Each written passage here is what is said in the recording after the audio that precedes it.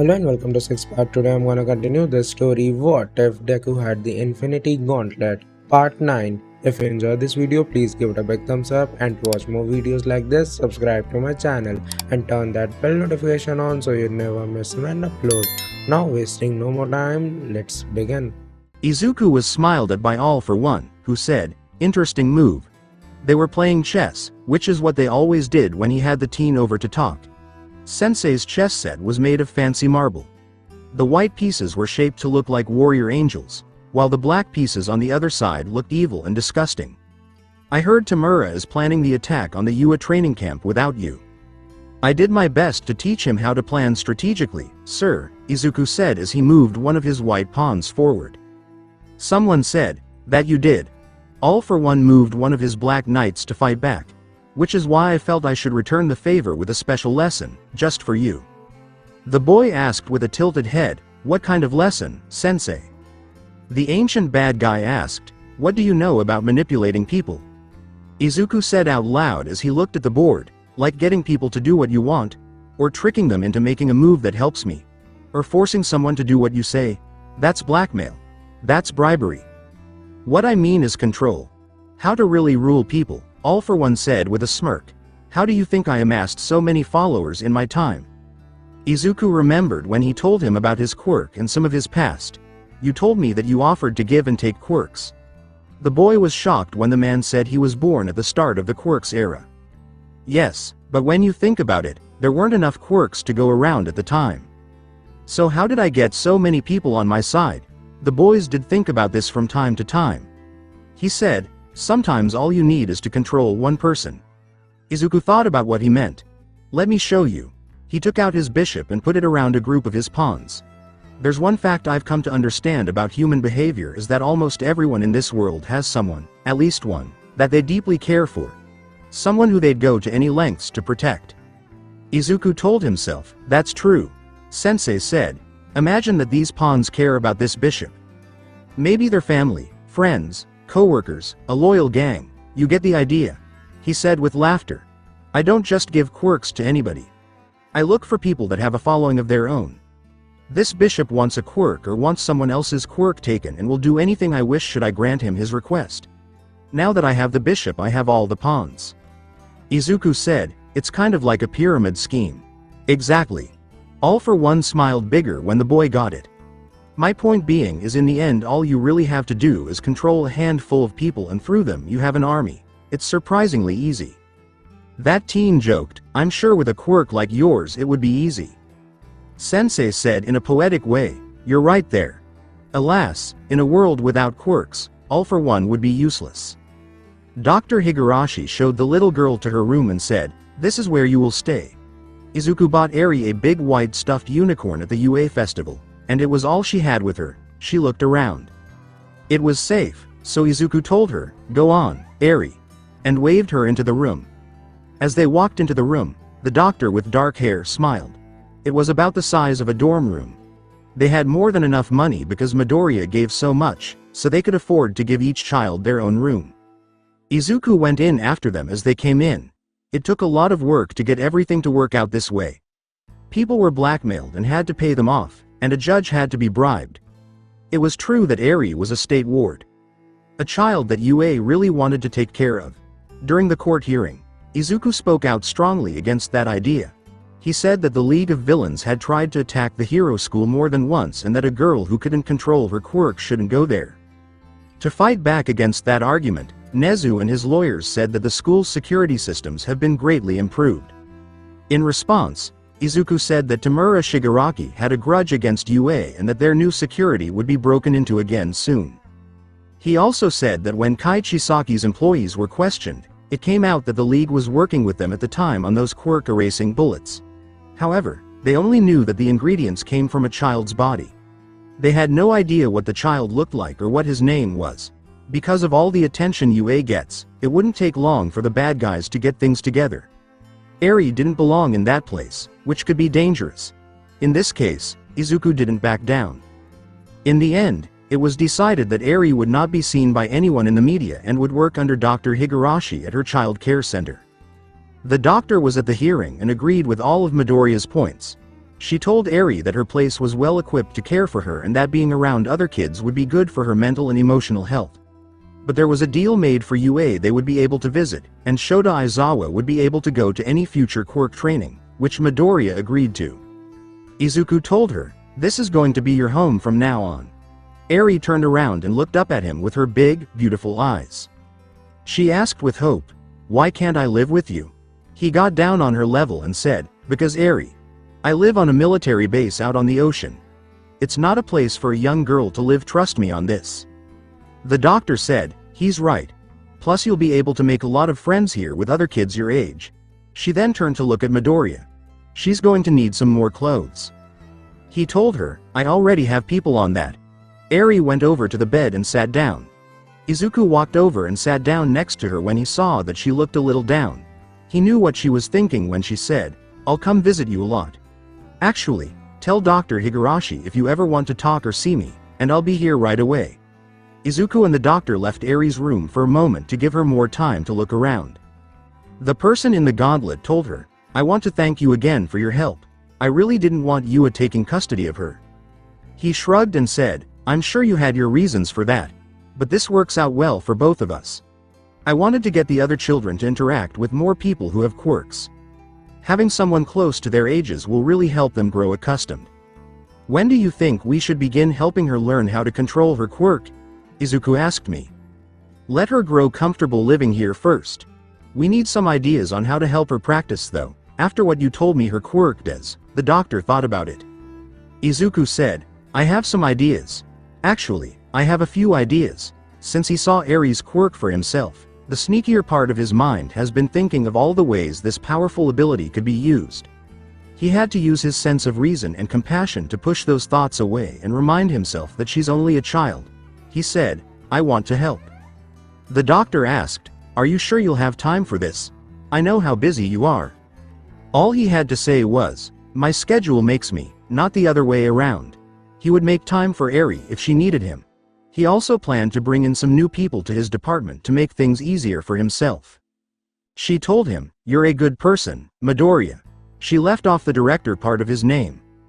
Higurashi didn't believe any of the lies that heroes, groups, and politicians told about Izuku. Even though he did some bad things, she really thought he was a good person who only wanted the best for everyone. She told him, "Say that after Eri is living a normal, happy life." He didn't think they were safe yet. Otherwise Daniel Tobita was in his cell by himself. A room that is locked up and has no windows or bars. The door looks like it belongs in a maximum security prison. There were also sensors in the room that picked up on the use of quirks, so he couldn't even try to escape without setting off the alarm. His mind was blank about what had happened to La Brava. Their story began when Midoriya had them brought to his base and put in separate cells by his robots. He had been here for more than a week.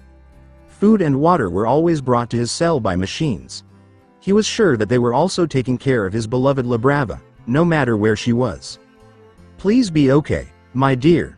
He had a lot of time to think after being locked up alone for so long. He understood that the situation they were in was all his fault. If only they had stuck to the plan. If he hadn't let his interest and desire for fame get the best of him. "I guess that's what happens when you live a life of shame," he lamented. Instead of the usual food hatch, the cell door opened all of a sudden, and a tall black Titan robot walked in. The machine pulled the man to his feet and put cuffs on his hands to stop him from using his quirk. It took him outside, where 3 more robots were waiting.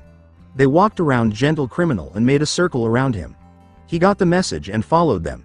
He couldn't really say no, anyway. He walked by the big locked door to the base's prison area. It opened for them and then shut again as they went by. Gentle was pushed roughly into a small room with a single metal table and 2 chairs on either end. He had been led through several hallways. He quietly sat down in one of the chairs after the door shut behind him. He didn't have anything else to do. After a few minutes of silence, the door opened again, and Director Midoriya walked into the interrogation room with a file in his hand and a big smile on his face. Izuku said as he sat down in the other chair, "Sorry to keep you waiting." He opened the file by flipping it over on the table. In between reading, he tapped the metal surface with the index finger of his gloved hand. "Let's see." With such ease, he called the man by his real name, Danjiro Tobita. It took some digging, but we were able to put together a file for you. Nothing really all that noteworthy. Expelled from a low-level hero school for public quirk usage and interfering with hero work. After that it seems like a downward spiral to this. Izuku closed the folder and looked the bad guy in awe. It's impossible for me not to ask. What made you break into my city office? He leaned in to scare her a little. Danjiro didn't say anything. You can say what you want. I won't get mad. I'm just interested, the older man said. The younger man swallowed nervously and decided to tell the truth. He told Midoriya the whole story that way. What he did to become a gentle criminal. How he got to know La Brava. His plans and his goals. There was no reason to lie anyway. I really do understand on some level, Izuku told him straight out. His sudden rise from his chair startled the criminal. Everyone wants to be remembered, whether they are a hero or a villain. The teen waved his gauntlet and said, "Come with me. I want to show you something." Suddenly, Danjiro's wrist straps came off. When the door to the room opened, Izuku and the older man walked out together. He didn't even try to get away because he didn't know where his best friend was. Gentle criminal asked out loud, "Where are we going?" Izuku said, "I just want to show you around. You got a quick look at the city office. I think you'd enjoy a tour of the main base." He led him to a different part of his headquarters, away from the prison wing. He pretty much begged, "Where is La Brava?" Izuku's voice wasn't scary when he said, "She's safe." He did not want this man to think that he had hurt her or planned to hurt her again. "I already talked to her. Soon you'll be able to see her," he said with a smile. "She's a very bright person and cares a lot about you." Danjiro began, "Listen, Director Midoriya. Everything we did was all my idea. La Brava had nothing to do with it. I forced her to work for me," he told the truth. He smiled less and turned to walk away. "That's funny." She said the exact opposite. As they walked into what looked like an observation room, she said it was all her idea. There was a big monitor screen that took up almost the whole wall, and there were a bunch of control consoles in front of it. A girl with brown hair and metal wings fought a boy who was taller and had engines in his legs on the screen. He sounded annoyed but didn't do anything to fix the problem. They're using the training room again? I thought I told them to take a break? At least they're getting better, they said as they watched them work out for a while. They left when Midoriya said it was time. He showed the bad guy who had been caught the main parts of the base. They went so far as to visit Hatsume in her workshop. Luckily, for once, nothing she was working on was going badly. After the short tour, Izuku put Gentle in an elevator. They didn't say a word until the doors opened and let them see what was outside. The person using the gauntlet waved for him to go first and said, "After you." They walked up to the base's helipad. The bad guy's eyes hurt when they finally saw sunlight again after being locked up for a week. Once they were in the right place, he could see well. Danjiro could see the whole fortress and the ocean around it from where they were. He was so far away that he could just barely make out the city. He could not swim that far, so that was no way for him to get away. The bad guy was out of his mind when Midoriya spoke up and said, "Have a seat." He turned around and saw him sitting at a small table with 2 cups of fresh tea ready for him. Black tea. Gentle knew right away what it was because of the way it smelled. Izuku poured them each some and said, "I see that it's a favorite of yours." He then took a polite sip. Gentle did what he said. "I like coming up here. I like staring at the clear sky. It's a gateway to a universe of endless possibilities." "Do you want something from me? Is that why you're being so kind?" the guy asked. It didn't make sense that someone of Midoriya's rank wasn't treating him like the criminal he was. Izuku put down his cup and said, "You're right, I do want something from you. I was going to build up to it, but since you were so direct, I'll just get to the point," he said with a smile. "How would you like a job, Danjiro Tobita?" "A job?" The question surprised Gentle Villain. "Yes, a job. I mean that you would work for me in the Hero Regulation Department," the person wearing the gauntlet said in a very casual way. "I think both of you are very skilled. It would be a shame to waste such skills in jail," said the other man. Danjiro looked away to think. "You want to be remembered, right? Why not be remembered as part of the revolutionary change that created a new hero society, rather than a petty washed-up criminal? I'm not very strong or smart. I don't see what use you could possibly have for a washed-up criminal like me," he said sadly. Izuku told him, "You should give yourself more credit than that. The fact that you lasted as long as you did against Nemesis is impressive. Besides, I'm not making this job offer based off strength alone. Both you and the girl were bold and determined enough to break into my city office. That shows guts. I like guts." They sat silently. One is deep in thought, and the other is ready to hear back. Tobita was now interested and asked, "What would this job be?" The bad guy from the past called Apotheosis smiled when he saw that the man was really thinking about the offer. "Mostly just security related. You and La Brava would be in charge of monitoring everything that goes on in the department, especially information, plugging leaks and all that. You would also have the run of the place whenever I'm not there. Employees will turn to you for things in my absence, so just compile a list organized by importance until I return." Izuku explained his possible future tasks. "That's what you do for a living. Would you like to know your secret assignment?" he asked, seeing the older man raise an eyebrow. "While you're working for me, I will give you the resources needed for you to dig up as much dirt as you can on the Hero Public Safety Commission." What the boy just said made his eyes widen. Going up against the commission was risky, but so was going up against the HRD. Gentle knew this for sure. "I'll tell you a secret. One of my long-term goals is to break down that government department and take it over as my own."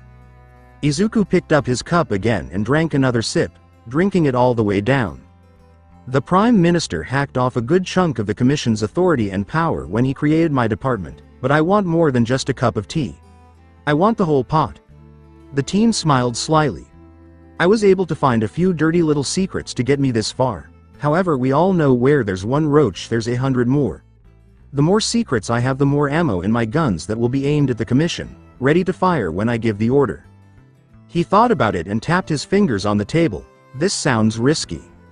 Says the guy that broke into my robot storage and took on my symbol of balance." Izuku thought about. Gentle paused and said, "Greatness comes with risks." To his friend, he had said something like that before. "If I agree to this, I want guarantees." The bad guy was really thinking about taking this offer, and not just for himself. What did he want? Let me guess.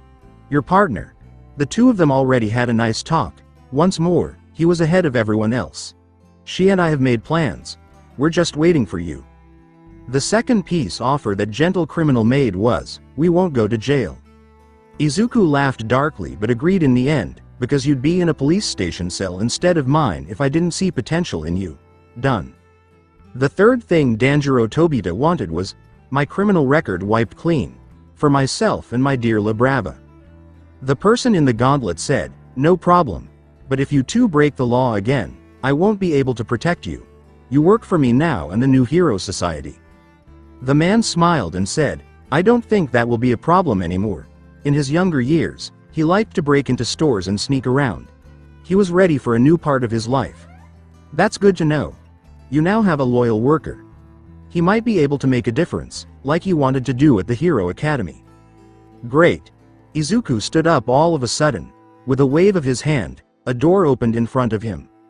He said, "Come with me. I'll show you two where you'll be working." Danjiro got up and followed him through the huge warp gate. He turned around and saw that he was back in the city office that he had broken into more than a week before. Instead of being dark and empty, the halls and rooms were well lit and full of people working. Many of them gave Midoriya polite smiles and greetings as they walked by. Gentle finally asked the question that had been bothering him the whole time they were walking. "There's one thing I still don't understand. Why would you offer me this? If you want to call it an investment, you can." But Izuku said, "Maybe I just don't like to see talent wasted, especially talent that the old society rejected." He was talking about how his intelligence and skill for analyzing quirks were mostly ignored for most of his life. "Plus, I feel like I owe you both something. You found a hole in my security system and helped test Nemesis, which is how I found a few bugs and kinks we can fix before we send him out into the world." He stopped and looked at him with steel green eyes. "Don't get the wrong idea about how kind I am, though. You two will be closely watched and tracked at all times. I won't give you any more chances. If you step out of line, that's it." That threat was real, and Danjiro got the message quite clearly. When they got to the office, Izuku stopped walking and said, "And here we are." The man opened the door and said, "Good morning. La Brava was already working on the computer at the desk. A hot teacup was put on top of the scattered papers. Danjiro ran up to her and yelled, "La Brava." Besides saying, "Gentle," she was happy to see that he was safe. They gave each other a hug. It was too long to be apart for more than a week. She's been busy beefing up the security system and patching up the hole she used to break in. Izuku told us. Gentle didn't notice that his friend wasn't looking at the teen. La Brava just looked at the floor over and over again. "What choices do you have, Missy? Either you two work for me, or you both go to prison, and I mean without any quirks. That's it. I don't want to be the bad guy. I don't want you two to be thrown away like all the other criminals in this society. You care about him a lot, so why not do this for him? You are welcome to look at it that way." That's what Midoriya and La Brava agreed on. She didn't like it, but she knew it was the best deal they could get. The person who was using the gauntlet said, "I'll keep this orientation short. Your schedule will be sent to your computer. You will both be given a full access pass to this building." What did Danjiro ask? How will this go with the media? Director Midoriya and his department cared about how they looked in public. He smiled as he made up the lie. "The official story is that you two turned yourselves in. You came to my office and surrendered personally to me. At least that part was true. I was so impressed by your skills that I offered you a job. On the record you're both on probation. Off the record you will always be monitored but are essentially free to go." He looked happy. He took a set of keys out of his pocket and threw them to the former bad guy. "Also your new living arrangements. I offered this new apartment to my mother first, but she turned it down, so it's yours," the sign said. Gentle looked at the address on the tag and was shocked. He knew that area. It was very fancy and expensive. A place he never thought he'd be able to call home. Danjiro Tobita bowed and said, "Thank you, Director Midoriya." Izuku told her, "You need a new outfit. Tobita, if you would please go down to the 7th floor and ask for Kenichi. He'll fix you up with some clean clothes." He waved him away. The bad guy from before nodded and did what he was told, giving his partner one last reassuring look. But Izuku didn't turn around and face the girl with red hair until he was long gone. All of his friends were gone from his face. "Now then. You have your official assignment, and your unofficial off-the-record assignment." Izuku got started. La Brava looked up at him with interest as he said, "Let me tell you about your third top-secret assignment." He took a picture out of the pocket of his coat and showed it to her. The picture looked like it was of a woman with black hair who was dressed as a superhero and smiling at the camera. The girl took the picture and asked, "Who is this?" He paused and then said, "This is Nana Shimura. She's a deceased professional hero from several decades back. This is part of an important personal investigation I'm working on. I need you to research her and find out all her known associates." That's it. La Brava didn't understand why this task seemed so easy, like anyone could do it. "If it was that easy we wouldn't be having this conversation." Izuku made a joke. "Once you have a list of all Shimura's friends and family, make a list of all their known associates. Then do the same thing for each person on those lists, and so on. I want you to go back as far as you can with this." She turned pale when she realized how big this project was going to be. "When you hit a dead end, then you're finished. I want the names and faces of all of them. I can't stress that part enough. What was the point of having these people? May I ask why? You only need to know that this is very important to me and that you shouldn't tell anyone, not even Tobita." He stepped closer, making himself taller than her. "Do you understand?" It was hard for La Brava to say, "Why yes." Izuku smiled and said, "Good luck then." He then left the office without saying anything else.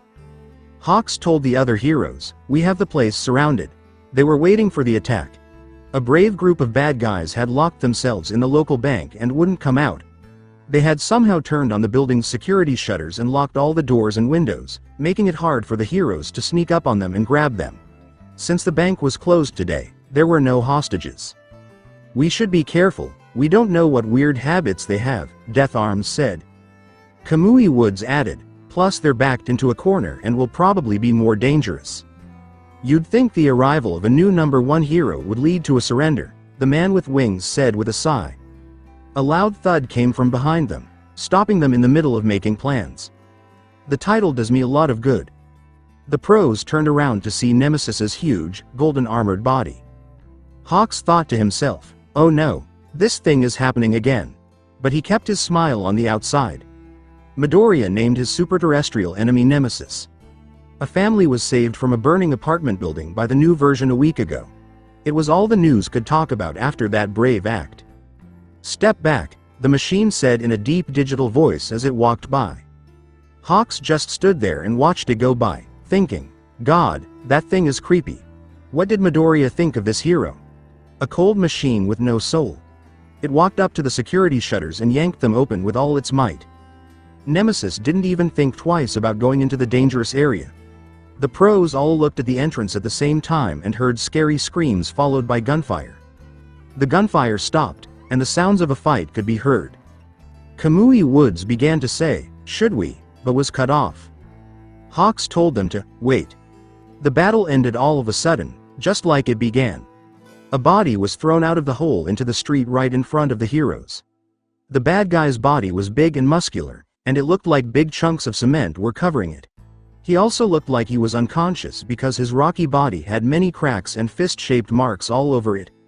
Nemesis came back and walked out of the bank holding 2 more villains in the air with both hands. The golden robot said, "Villain capture complete." Then it left, leaving the 2 criminals on the ground next to the other one. A smiley Hawks called out, "Still alive." "I hope they were, but he just wanted to know what you thought." He was surprised when he did. The Nemesis stopped moving and turned its head toward him. As it spoke again, the glowing blue eyes looked almost scary. Life readings. Normal. Casualties. 0, was all it had to say before turning around and going on its way. He said with a sneer, "Well, I guess we weren't needed here." Death Arms watched the robot's back as it stalked off to do its heroic things more quickly than they could. Hawks shrugged and said, "I guess we can take it easy from now on." He really wanted that, but this wasn't what he had in mind. Midoriya was putting his dangerous roots deeper and deeper into the society's foundations. It would be very hard to get rid of him if nothing was done soon. At first, one of the bad guys groaned as he woke up and tried to stand up. He could only get to his knees before being pinned back to the ground with red feathers. HRD Base watching the live feed from his office, Izuku smiled and said, "Amazing." He saw his Super Titan easily beat 3 bad guys. He could see almost everything from the robot's point of view. Things were going better than planned with Nemesis. He was only meant to be a short-term fix at first, but now he was thinking that he could keep the machine running even after a new symbol appeared. The man wearing the gauntlets was happy and relaxed in his chair. It seemed like everything was going so well. He finally felt happy and fulfilled after a childhood of being rejected and unhappy. He spoke out loud while no one else was around and asked, "Do you see this, All Might? Do you see this from where you're hiding?" Izuku asked. His face was calm, but his eyes were filled with anger. "I have made society better and saved lives without any quirks or special powers," he said with a small laugh. Only a mind with weak hands could have built this. He watched the surveillance videos to see how his other projects were going. Hatsume was giving Uraraka a new set of mechanical wings that were more advanced and lighter. With this new support, she would be able to move around even more in the air. With that, her quirk, and her grapple pole weapon, she would be a very strong heroine. Izuku made Iida a special treadmill just for his trait, and he was running laps on it. He was making good progress.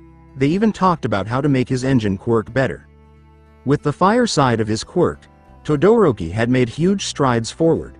With Endeavor gone and his anger toward his father off of him, Todoroki seemed to have freed himself and was now able to explore his quirk in ways he hadn't thought of before. At each training session, Dabi pushed him further and further. Getting back to that. "Room for training," the hairy, scarred man said. "Come on, you can do better than that." His shirt had been burned off for a long time, showing more of his many scars and piercings. He only had on a pair of black fireproof shorts and Midoriya's custom-made dampeners, which he used to protect his arms and legs. The devices had plating that looked like scales, and the numbers on them were pointed, making them look like claws. Shoto gasped, "I'm just getting started." He had knelt down for a short time. Both swords were still clenched in his fists. These were new. Because he complained that the old ones were too heavy and hard to use, Midoriya made him a new pair that looked like katanas. The balls were light and easy for him to swing and use in his unique way. He could now send out waves and streams of fire and ice surprisingly quickly. Dabi said, "You look like you're about to pass out. Is this the best that Endeavor's masterpiece can do?" He knew that would make Shoto mad, and it did. Right away, the youngest Todoroki got up and used the right sword to throw a wave of ice at him. Dabi smiled and replied with his blue flames, "That's more like it." When the two attacks hit each other, the fire quickly burned through it like termites that are hungry. Shoto jumped to safety by using his own fire. No matter how far he ran, the fire kept going after him.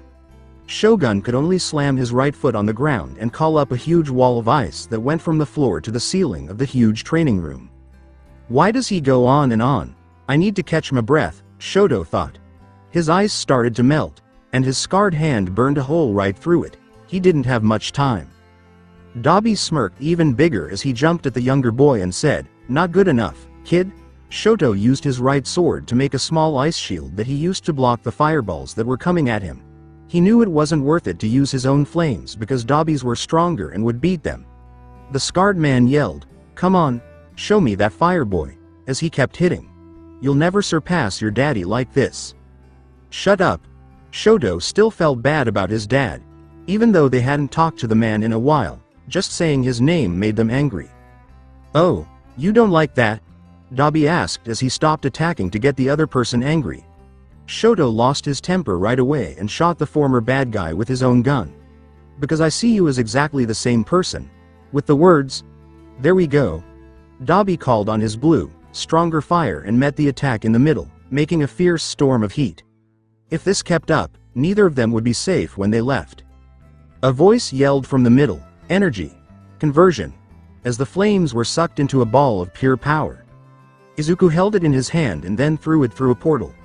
One bad thing that happens because of that quirk. The power couldn't be saved for later, it had to be used right away. That's enough.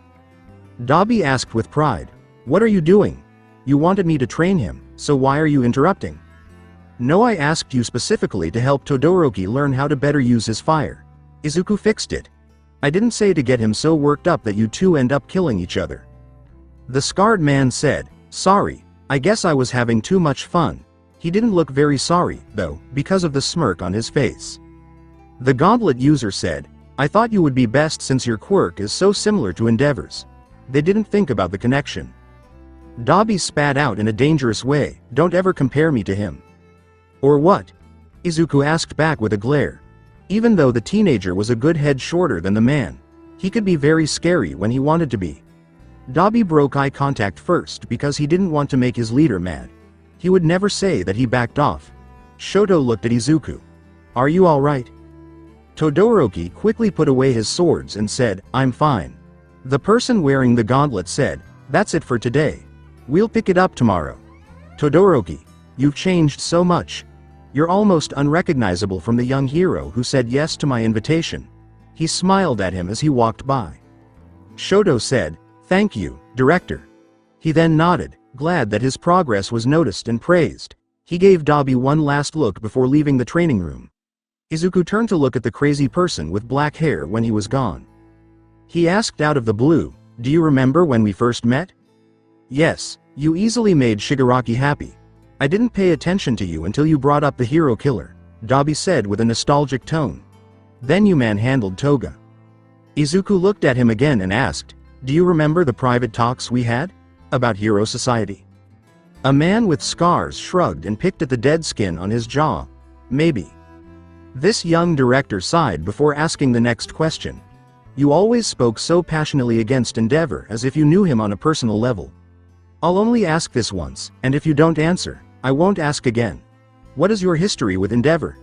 Dabi just stared at him blankly. He didn't even blink. He told a smooth lie, "We don't have a history." Izuku turned away and said, "Very well. But remember this. Shoto Todoroki is not Endeavor. He's trying to become greater than that wretched tool could ever be." He pointed out, "I don't care how much you hate that man. Just don't ever project that hatred onto Shoto again." He told his subordinate with one last glare. "Do I make myself clear?" Dabi smiled and waved his hand as if to say, "Crystal clear, boss." As he left the training room, Izuku smiled back at him and said, "Excellent." He had forgotten his anger. The person with the fire whispered to himself, "Damn it." He took off his gauntlets and ran his hand through his dyed black hair. He had to do something about this right away. US Aizawa asked, "What the hell is this?" as he looked at a chess set on the principal's desk. The pieces were made to look like cartoon versions of real people. "Making it into a game or model helps me organize my thoughts sometimes," Nezu said as he looked at his pieces. "I haven't been able to come up with a way to beat Midoriya for a while now, so maybe I need to look at things from a different point of view." Aizawa pointed a paw at the first piece on the board and said, "That piece looks like Midoriya with a gold crown on his head. Izuku Midoriya. My most dangerous and crafty opponent. Also the king we are fighting against and need to put in checkmate." Asahi asked, "Who is our king?" It looked like All Might in his best Golden Age outfit, so he asked, "This All Might figure?" "No," Nezu said, pointing to a white normal chess piece that was empty. "Our king is Hero Society itself. And Midoriya has it under control and completely at his mercy since that day when he took over and took off Endeavor." He picked up the All Might piece. All Might was more like our queen. Our strongest champion and most valuable piece. Erasure Head reminded him as he took that piece off the board and set it to the side, and Midoriya took him out of the game. He put his furry nose to his chest and thought, "Yes, and now he has us on the defensive. But thanks to young Iida, we're no longer playing blind. We know who his pieces are now." He picked up a figure that was made to look like the cruel hero killer. The murderous Stain, his loyal bishop. The underground hero added in a rude way, "Don't forget about the other bishop Dabi." Nezu agreed and said, "Yes, those two are definitely the powerhouses of his dark hand. But the way Iida talked about Himiko Toga's relationship with our young enemy makes her sound more like a pawn. An eager lap dog might be a better word for her." He put these pieces around the king to protect it. There we have Midoriya's shadow troops. Working behind the scenes to do his bidding, invisible and unknown. Aizawa smiled and said, "Until now. They knew who to watch out for and catch now. If they could only get one, it might be enough to bring down the whole organization of the Mad Gauntlet user." "Ah, let's not forget his knights," Nezu said as he put two pieces on the board that looked like his old students. Shoto Todoroki and Ochako Uraraka. Two promising hero students fallen into Midoriya's hands. The underground hero was interested in, "Who are the Rooks?" "Yes, those are the new members of his group," he said, putting the first one on the board. It looked like a gold-armored robot. Nemesis was his fake hero.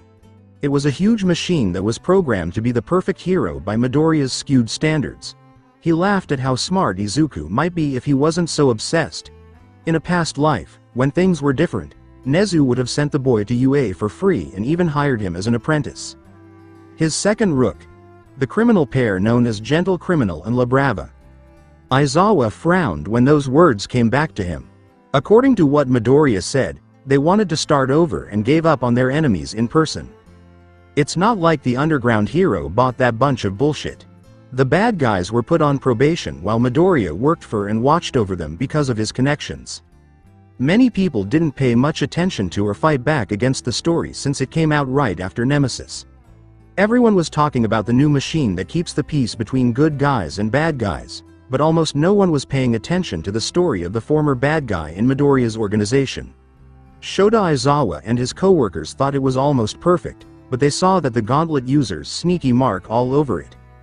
We also have some of his other pawns, like Mei Hatsume, Dr. Higurashi, the Titans, and now Eri because Mirio told us about Night Eye's vision. Eri plays a big part in the future that we don't fully understand yet. Nezu put the rest of the pieces on the enemy's side. Now what do we have? Since our queen is gone, I don't think we have much, Aizawa said without much emotion. That's right, Nezu said. We don't have any pieces that can really compete with Midoriya. On the other side, their king was all by himself, up against an invading black army that was impossible to beat. He put a figure of the third-year hero student Lemillion in the role of the knight and said, "We do have Lemillion though." All Might himself placed his faith in the boy and would have made him the next successor of One for All had Midoriya not stolen the quirk right out from under them. He stopped to think about this issue. Plus Sir Night Eye entrusted his vision to Tagata and now we know what might happen in the future, something that not even Midoriya knows. Nor does he know we know this. If anyone is closest to becoming the next #1 hero, it would Tagada. Aizawa said more. Maybe that can be used to fight back against Midoriya's tight grip on the heroes, the underground hero thought. That's when he saw an important piece missing from Midoriya's side. Who's his queen? He crippled any resistance against him when he took our Queen All Might off the board, so who's his? Nezu laughed and said, "Ah, yes, that. It took some time, but I finally got it. That's one of the things I wanted to talk to you about." He put down next to the king another figure with pale gray hair and a hand that wasn't attached to its body. Tamura Shigaraki is his queen. He said, "I'm not sure I follow." Aizawa thought that didn't make sense. Midoriya and Shigaraki had goals that couldn't be more different from each other. So how was Shigaraki so important to Midoriya's control? Think about it. Toshinori spoke with the Prime Minister. He explained Midoriya's argument for giving him this position of power, one of which was an end to the threat the League of Villains posed. The principal clarified. No one has noticed that he has yet to deliver on that promise because of all the other improvements he's made. Midoriya needs Shigaraki free and active. That fear keeps his position secure. Remember how he sent the League on various targets during that period of upheaval after he exposed All Might? Tamura Shigaraki, whether he realizes it or not, is basically Midoriya's puppet and weapon. A perfect society needed perfect villains to fight indeed. Aizawa thought, the question is, what do we do with this information? Yes, Nezu agreed. Correct again. I was thinking that if we could prove that Midoriya is in cahoots with those 3 villains, but that will be difficult and relies on him making a mistake, which we shouldn't count on. That's the case. It was too easy for Izuku to hide his tracks. Perhaps we should try removing his queen from the board. Without his attack dog Shigaraki, people in the government might start to wonder what the HRD is good for anymore. The underground hero asked, what about Night Eye's vision? How can we stop that? Yes, that's something else that's been bothering me, the principal said with a frown. Tagada told us that Night Eye saw a battlefield with Midoriya in the middle. The boy snaps his fingers, and everything turns white. He had thought about this a lot, but it was hard to understand without seeing it for himself. Besides that, the hero of foresight was dead, so he couldn't ask him about any details he might have seen. Apparently it all has something to do with Eri. She plays some important role in all this. Aizawa looked at the chess piece that looked like a woman and said, we couldn't get custody of her. The girl is in Dr. Higarashi's care. She is one of his loyal pawns. He was starting to get a better idea of what they were up against. The thing that made Midoriya's side hard to deal with was that they weren't all bad people. Some of the souls were good, like Uraraka, Todoroki, and the Doctor. It would be a lot easier if they were all crazy, bloodthirsty bad guys like the League. Midoriya is not a violent person by nature. In a twisted way, he believes he's doing the right thing, and all who oppose him are the real villains who deserve what they get. The principal mused. Many times he's offered peaceful solutions before resorting to violence. I just can't picture why he would start such a destructive battle. Asahi asked, how do we know it's his fault? It could be someone else that picks a fight with him. Nezu said, it can't be us. Plus, Night Eye told them to keep Eri and Midoriya away from each other. We would never start a fight with Midoriya unless we knew we could physically defeat him. Which we can't do right now. The next fight must be between the young director and the little girl. If this were like real chess, we could just get one of our pawns to the other side and get our queen back. Aizawa suddenly said yes. That's, Nezu said after a pause, actually not a bad idea. The underground said, I was joking. For now I think it's best we keep the knowledge of Iida being a spy and Night Eye's vision, just between the two of us. The principal agreed and said, I agree. We still don't know how the League of Villains acquired information on our school. With Midoriya's connection to them, who knows what might get leaked to him. This was a big problem. They were still not sure who they could trust completely. I'll call Mirio and tell him the same thing. Midoriya could now enjoy his win. But they still had a fight to go. It had been 5 months. The department that made rules for heroes was even bigger now. Its power and influence had grown. Izuku Midoriya used threats and blackmail to get more political power. Now, his hands went even farther than anyone thought. The heroes couldn't do anything else but bow down and follow the young director's rules. Nemesis, his symbol of balance, kept getting better and better in order to beat these heroes in every way. It had never felt fear or pain. It did every mission to save people and catch bad guys with cold, ruthless efficiency. During these months, Izuku turned 17 years old on his birthday. Besides that, he gained a few more inches in height and got a little bigger thanks to all the exercise he did every day. He was almost as tall as Dabi, his friend. Izuku was really glad for the growth spurt. To begin with, it made him look more grown up, like an adult. This made people take him much more seriously. In other big news from this time period, Todoroki, Iida, and Uraraka, who were his first hero trainees, were given a special license that let them act and work as heroes. All the practice and training paid off in the end. Izuku had planned to wait a little longer before sending them out to do more work in the field, but in the end he decided that there was no better time than now. With Shoto Todoroki as their leader, the three of them went to work for several hero agencies as an amazing hero team.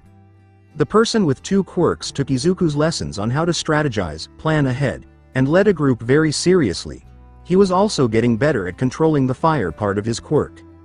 There was a lot more focus on Iida's training. With the help of the new technology, his older brother Tensai was beginning to be able to walk again. The former hero would never be able to fight again, but Tenya was glad to know that his brother wouldn't have to spend the rest of his life in a chair. Not only that, but it made him even more determined to find out what Midoriya was planning and help stop it. The least progress had been made by Uraraka. Izuku didn't care, though. Her quirk was useful in many situations, but it wasn't very strong, and it needed to interact with real things to work. That's why he liked to take a more hands-on approach with Ochako, helping her learn more about her quirk and exploring all the possible outcomes with her. One surprise was that he hired Gentle Criminal and La Brava. They fixed the leaks in Izuku's department very quickly and well, which impressed him. They had already cut down a number of plants that belonged to both criminal groups and the Safety Commission. Izuku spoiled them with gifts and rewards for all the hard work they did.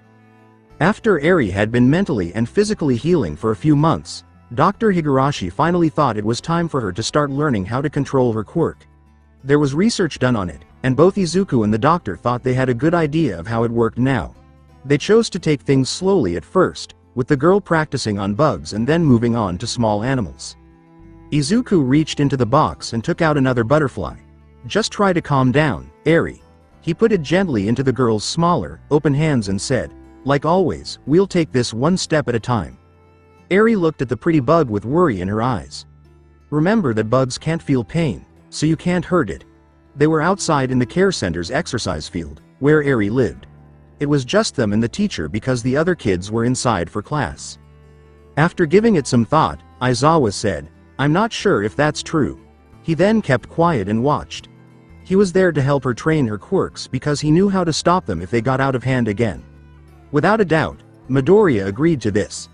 He also had a reason to keep an eye on the bad guy and might have heard something important. He smiled and knelt down next to her. "Now take this butterfly and turn it back into a caterpillar."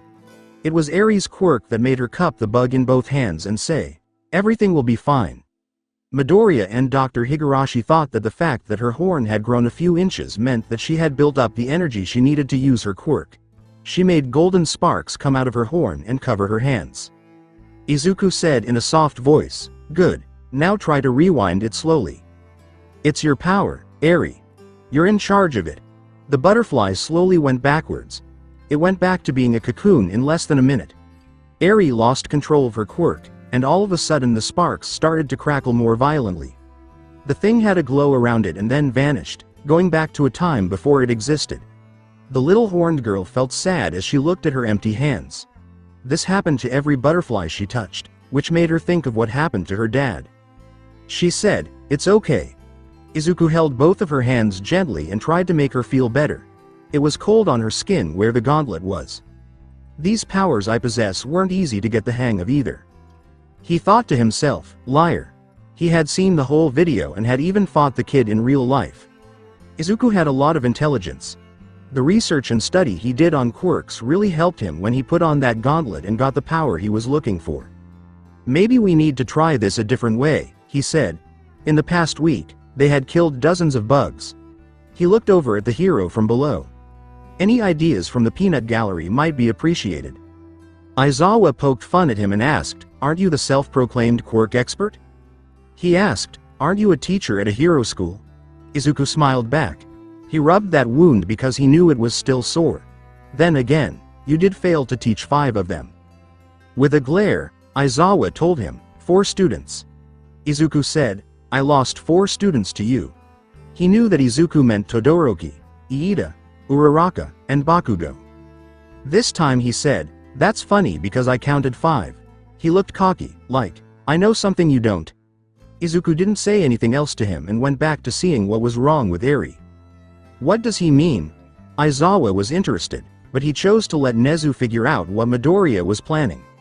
Izuku liked to poke fun at the underground hero and the school where he worked all the time. In response, Aizawa would jab back when he could, but it was impossible for him to win a verbal battle with Midoriya. When Izuku thought of a new way to approach the problem, he said, I might have an idea. Okay Eri, close your eyes, he said. The girl with white hair did what he said. Izuku took out another butterfly from the case and put it in her open palm while she closed her eyes. Now think of your quirk as a wheel. Picture that wheel Eri. Can you see it? As Eri followed along, she said out loud, yes. According to Izuku, that wheel is your quirk. You have power over it. Think of it moving forward slowly. He saw her horn light up a little. Not the crazy sparks that usually came out when she used it. It looked more like a slow pulse. Now slowly stop that wheel. The yellow aura has now wrapped around the bug. He told her, now slowly turn it backwards. Slowly Eri. She did what he said. She turned the wheel in her mind backwards. Izuku watched as the bug slowly changed back into its cocoon form. Now bring it to a stop again Eri. Good. When the girl opened her eyes, she was thrilled to see that her first attempt to use her power had gone well. It was alive. Shaped like a younger person again, but still alive. The samurai smiled and said, well done. Aizawa finally agreed with him when he said, let's stop here for today. It's best not to push the child because she might lose the confidence she just gained. He turned to the underground hero as he made a portal with his infinity gauntlet and said, come on over. Let's have lunch to celebrate. He told Eri, tell Dr. Higurashi we'll be out for a while, and then he led her through without looking back at the angry man. After they left, Aizawa said, I don't work for you. Angry at the place where Izuku was. Otherwise Izuku smiled as he took Eri to the apartment his mom lives in. The house he grew up in hadn't changed at all. It hadn't been a long time. At least once a month, if he wasn't too busy, he went to see his mom. He looked around and didn't see any reporters. A lot of them tried to follow Izuku's mother around and bother her to find out more about him. A woman named Shoto's Kazuki, who looked like a vulture, was the worst of them all. Because he was connected in politics, he was able to get almost all media outlets and publishers to stop harassing his only family member. When he knocked on the door, it wasn't Inko Midoriya who answered, but the Titan robot that had been hired to protect her. When he saw the tall black machine with the pink apron on, he almost laughed out loud. A wave told the robot to leave, and it did what it was told and moved out of the way so they could walk in. Izuku yelled, Mom, she called back from the kitchen, in here, sweetheart. Izuku led the girl inside and said, I brought Eri with me. Eri ran up to give Inko a hug and smiled. She had been here before, and Izuku's mother was always so nice to her. She made great progress with her quirk today. It was great that she did, and Inko was happy for her. He then put the girl down gently. The Titan robot went into the kitchen to get the woman's lunch while the 3 of them sat down at the table. They all had a good time. Izuku said that Eri looked so happy. The only thing she really wanted was a family, which he couldn't give her, but he thought this was a good substitute. Someone knocked on the door during their lunch break. The robot turned and looked at it first, then Izuku did the same. The person who used the gauntlet asked his mother in a curious way, were you expecting someone? Inko looked tense as she looked back and forth between her son and the door, saying, yes, actually. She really wanted to meet you privately. I think it's safe to guess who this guest is, Izuku said. He knew who was here. He told the Titan, let her in. The machine walked up to the door and opened it, revealing Katsuki Bakugo's mother, Mitsuki Bakugo. The robot moved out of the way so she could enter the Midoriya home without any problems, as its master had told it to. The woman said, hello, Izuku. She seemed calm and shy. She wasn't as loud and rowdy as he had always known her to be. something her son seemed to have picked up. Izuku got up from the table to say hello. As if it were a robot, he said, "Nice to see you again, Mrs. Bakugo. How is your husband these days?" Mitsuki tried to smile, but it was clear that she was fake. "Oh, he's fine." She tried to ease the tension by saying nice things about them. "Look at you all grown up. You've gotten so tall now. I bet all the girls are lining up at your doorstep, especially now that you're such a big shot." "That's not possible for me in my job," Izuku replied calmly. Mitsuki walked up to the table and saw the little girl with white hair sitting across from Inko. "Just don't have time. This is Eri. She is one of the kids at my friend Dr. Higarashi's care facility." The way he spoke made it sound like that was all she needed to know and that he wouldn't give her any more information. Inko said, "I'm sorry, Izuku. She recently asked me to meet with you so she could talk about her son. She looked at her own child and hoped you would understand. I couldn't say no." Izuku shrugged as if it wasn't a big deal. "You could have just called. The HRD has a direct line. They would have set up a meeting with me." With a huff, Mitsuki said, "I tried that. Several times actually. They kept saying they would get back with me to schedule an appointment, but they never did. I had to keep calling." The young director faked being confused and said, "How strange. You must have slipped through the cracks then. It wouldn't be the first. My department is still relatively new and we're currently in the process of working out the last remaining kinks." That was a big lie. Not the kinks part. Izuku was well aware that Mitsuki Bakugo wanted to meet with him to talk about her missing son. He told his office to give her the runaround on purpose so that they wouldn't have to talk about it. She was smart to use her relationship with his mother to find a different angle and set up a meeting outside of work. "Okay. I guess we can just do this now, off the record if you'd like." He smiled in a fake friendly way. He walked down the hall and stopped at his old bedroom from childhood. I assume in private. It still looked the same, but the nameplate from All Might that used to say, Izuku, was long gone. He opened the door and wagged his finger for her to come in. He went after Mitsuki, who looked back over her shoulder at Inko, who was looking worried at her friend.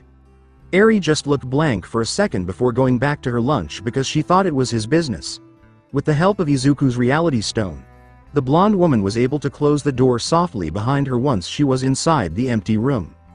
Izuku was the first to speak. He looked around his old bedroom with nostalgia and said, "I never noticed." His words made Mitsuki sit down on the bed across from him as he turned the desk chair around. "How empty and plain this room looks without all the All Might merchandise. Funny, isn't it? How much false hope filled the void in my life. So, what is it you want to talk about?" "Look, Izuku," Mitsuki said with a sigh. When she heard that Katsuki had hurt her, she felt ashamed. "I know Katsuki hurt you. The interviews and anti-bullying speeches where you used my son as an example were very thorough." She didn't want to believe it at first because she knew her son was mean to poor people and rough around the edges. In a funny tone, Izuku asked, "Is that what this is about? Do you want me to stop using him as an example?" "That was easy to do," he said. He had many more examples to back that up. Endeavor, who used to be a hero, was always open to criticism and getting dragged through the mud more. He always did something that made his friend Dabi smile. Mitsuki said, "No, I'm just asking you to forgive him." She meant what she said. No one spoke as Izuku just stood there and stared at her. The young HRD director asked, "Why would I do that? Correction. Why should I do that?" She begged him with a stone face, "Please. The way things are going now, Katsuki will be hunted down, he'll probably lose, and he'll be sent to prison. That's how things work. For bad guys," Izuku said in a cold voice, not at all moved. "He broke the law and will be punished. If the heroes don't catch him, maybe my titans will beat him up so badly that he'll die." He started to list all the ways her son could be defeated, and Mitsuki didn't like any of them. "Maybe my most recent work could be used to defeat Katsuki. Your son has always been very stubborn, so Nemesis might have to do something really cruel to beat him." Izuku laughed as he thought about the possible violence. Mitsuki begged again, "Please. What do I have to do to make you forgive him?" Izuku told her, "This has nothing to do with forgiving." He spoke as if he were in a classroom. "It's about justice, fairness, balance. Simple cause and effect. Katsuki will suffer the consequences of his actions, and that's all there is to it." She replied, "You could stop that from happening. One word from you would stop that. You and I used to be friends." This time, she tried to connect with his humanity by bringing up his past. Unfortunately, the young director of HRD didn't care about the happy childhood memories he had with his old friend. It's not like there were a lot of good memories to begin with. Izuku said with a smile, "I don't favor anyone. Everyone gets the same treatment." He said this like a shady businessman. "I just gave a speech last week about it. How would it look if I suddenly decide to just let Katsuki go with a slap on the wrist?" As a mother, she begged him again, hoping he still had a heart. "Please, as a mother, I don't want to have to see my son nearly killed and thrown in prison." He wouldn't have brought that little girl with him to see Inko if he didn't think so. "Even if he deserves it?" Izuku asked. He did nothing but stare at her, waiting for an answer he knew she wouldn't give him. He thought about this for a moment. "Fine. I'll make sure Katsuki Bakugo is as unharmed as possible. He's still going to end up in the very least a correctional facility, but on my word you and your husband will have visitation rights." Mitsuki sighed and said, "Thank you." She knew that was the best deal she could get for her son, but what he said next shocked her to the core. Said, "I'm still going to take away his quirk, though," like they were talking about the weather. What? Miss Bakugo lost her temper right away. "You can't do that." Izuku smirked cockily and said, "Actually I can." He held out his hand and showed her the purple soul stone stuck in the palm slot. "The Prime Minister gave me permission to use the quirk known as All for One to take away the quirks of dangerous villains and heroes who I don't think are fit for their position. This also goes for rogue hero students," he said. He kept smiling as he said, "It's in my contract." "Please, I beg you," she started, but he cut her off with a rude laugh. Izuku laughed and said, "There it is. You all act like being quirkless is worse than a death sentence. Quirks are all that matter in the world. Never mind actual skill or merit, it all comes down to power you were born into. Nothing is earned anymore." He rants as his chuckles stop. "I spent my whole childhood quirkless and look where I ended up." It was Mitsuki's turn to say, "You and Katsuki are not the same." "You are exactly right, we're not. I'm much smarter and stronger-willed than him." Izuku said back. God forbid that the boy born with such a powerful and magnificent quirk, the boy born with everything handed to him on a silver platter, suffer any hardships in his life. He stood up from his chair. He could see people a little better now that he was taller. What was said was so firm that there was no room for debate. "You have my word that your son will be alive and well when he's finally caught. He won't get to keep his quirk." Izuku walked out of his now plain and empty childhood bedroom after saying everything he needed to say. He left behind that last piece of his past with Katsuki Bakugo. A lot of people watched as Shoto Todoroki's ice ability kept the bad guy away.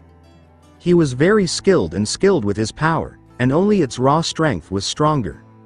The criminal he was chasing knew how to control asphalt and was using it to make armor for himself that made him look like a big golem. It wasn't possible for him to go all out and beat him because the civilians hadn't been saved yet. Thank goodness Todoroki had learned how to plan and think things through from Midoriya's lessons in strategy. He wasn't hitting the bad guy with ice and fire, but rather putting him in a safe place away from the innocent people. While that was going on, Tenya Iida used his speed to grab nearby civilians and get them out of harm's way, and Ochako used her ability to move broken vehicles and rubble out of the way. They looked like they were going to make a great hero team. Shoto went all out with his firepower to melt the asphalt as soon as the area was clear. With the unique katana that Midoriya made for him, he could cut through the bad guy's armor at the same time. When the bad guy got scared, he tried to use the melting asphalt to fight back, but Shoto stopped him with a swing of his other sword.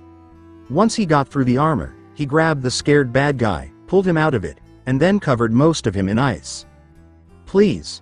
The criminal, who was almost frozen, begged, "Please don't take me to Midoriya, I don't want to lose my quirk." Todoroki calmly told him, "He doesn't do that to the bad guys we arrest. You'll be dealt with like any other common criminal." The police finally arrived when it was safe to do so and began dragging the sad man away while he cried. As they spoke, Ochako, who was hovering nearby and could hear them, fell to the ground. She scowled as she watched the police take him away. You'd think if they were so afraid of Midoriya taking their quirks, they wouldn't be making trouble in the first place. Shoto didn't pay the bad guy any more attention. He just nodded his head to show that he agreed with her. Iida report. I'm with the crowd a few blocks east, Iida said through the wire. Everyone is safe. No injuries to report. Shoto looked at Uraraka and said, good, we're on our way to you. Uraraka nodded and folded her wings together to make it easier for her to walk. Midoriya told them they should have good relationships with people and not just act like well-oiled machines. That was what the Titan robots were for. He told Todoroki exactly how to greet and reassure people after they did something brave. At least if there were a lot of people. There was no showboating, though. Stain said there was a thin line between being a real hero who made everyone feel safe and secure and becoming an attention whore. Finally, the three heroes of the HRD gathered in front of the crowd of innocent people who were caught in the middle of this bad attack. Uraraka was naturally friendly and bubbly, which made him great for people. People waved and smiled at her, telling them that everything was okay and the bad guy had been caught. Iida went with her and put on a show in case Midoriya was there. He wasn't sure yet how far his boss's eyes and ears could reach. He should stay in the role he was given for as long as possible. Shoto took the scarf off of the bottom half of his face and tried his best to smile at everyone. He didn't want to seem as cold as he did at the sports event. He didn't want to be as rude and difficult to get along with as his father was when he was a hero. Not at all. He wanted to be a hero that his family would be proud of. Shoto shook a few people's hands and politely turned down some autograph requests and eager reporters looking for a story. His phone vibrated all of a sudden in his side pocket. When he took it out, he saw an unknown number on the police channel. That's strange. Midoriya is the only one who makes use of this channel. Shoto replied, hello. A voice that I knew replied, hello Shoto. When asked, how did you get this number? The half-cold, half-hot user scowled and turned away from the crowd so they wouldn't see how angry he looked. The man on the other end said, they haven't taken away my connections. It was tempting for the youngest Todoroki to just hang up and forget about the call. There's an empty cafe 2 blocks north. I need to talk to you Shoto. He wasn't a coward, though. For this man to be able to talk to him, he would make time for it and never mind. There was no longer any reason to be afraid. Fine. He hung up the phone and quickly told his team to take care of everything here. He told them he would be back because he had to check on something. Shoto sneaked through an alley and made his way to the cafe, away from the crowd. But what he didn't know was that someone was listening in on his phone call. When Shoto walked into the small cafe, his eyes went straight to his father, Enji Todoroki, who used to be the number 2 hero and was now sitting at a table in the middle of the place wearing normal clothes. The man's face showed that he didn't care as he nodded at his son. After moving over to the seat across from him, the teen sat down and put his 2 swords against the table. Enji began with, Shoto. You look good, his son said, but he just stared at him. I see you've made improvements to your fire. You know if you need some advice in that department, I'm always available. Shoto quickly blocked that possible way to get back online by saying, your help is not needed or welcome. The father and son just looked at each other funny. The stress and silence were almost painful. Enji tried again but was cut off. I talked to your mom not long ago. Shoto snarled at him, if you even touch her with your hand. He cut him off with, we just talked. He was trying to calm his son down. That's all. Our talk made me look at myself for a long time. The man let out a long, heavy sigh. I'm aware I wasn't always the picture of a good father. Shoto said in a snarky way, there's something we agree on.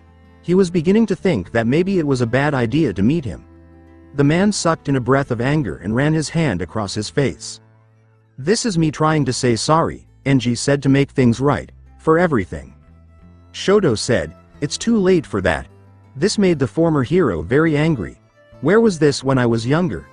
Where was this apology when you made my mother mad? When you made Tuya kill himself? That made Enji feel like he couldn't say anything. It was agreed upon that his son was right. It was too late to say sorry. Ray told him, though, that saying sorry, no matter how late, was always important. He said it again, I'm sorry. Shoto glared at him and said, stop. Enji tried again, but I'm really sorry. If Shoto went to see his father, Midoriya told him, you just want your quirk and your hero license back. He also said that Shoto's father might try to petition him.